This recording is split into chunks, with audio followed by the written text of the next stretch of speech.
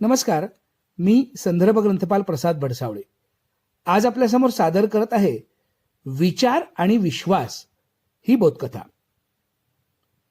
सह्याद्री बचाव या मोहिमेतील एक प्रवर्तक जगदीश गोडबोले यांनी अनुभवलेला बाबा आमटे यांच्या मानवतावादी विचारधारेची ओळख करून देणारा हा एक प्रसंग. नर्मदा बचाव आंदोलन सुरू असताना बाबा व त्यांच्या पत्नी साधनाताई नर्मदा नदी तीरावर मुक्कामी होते. जगदीश गोडबोलेही एक कार्यकर्ता या नात्याने तेथेच होते. एक दिवशी सकाळी जगदीश फिरायला बाहेर पडले.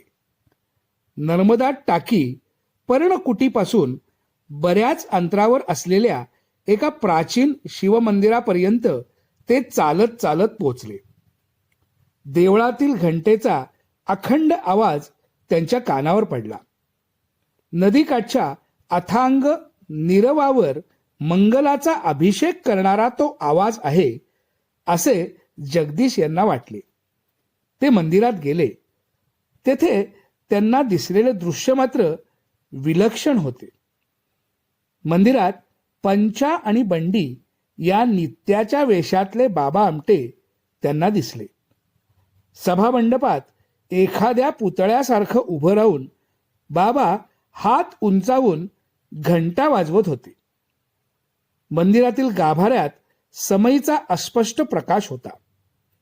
त्या प्रकाशात साधनाताई एकाग्रतेने शंकराची अष्टांग पूजा करीत होत्या. घंटेच्या पार्श्वभूमीवर त्या आपलं अस्तित्वच शिवाला वाहत आहेत असं जगदीश यांना वाटून गेलं. पूजा संपली. बाबांनी जगदीश यांना पाहिलं. त्यांनी हसून स्वागत केलं. जगदीशनं न राहून बाबांना विचारलं, बाबा, तुमचा देवावर विश्वास नाही तरी तुम्ही या पूजेत घंटा वाजवून कसे सहभागी झालात? यावर बाबा उत्तरले, जगदीश, अरे माझा देवावर विश्वास नसेल नाहीही, पण माझ्या पत्नीवर माझा विश्वास आहे आणि तितकाच विश्वास तिच्या ईश्वर भक्तीवरही आहे.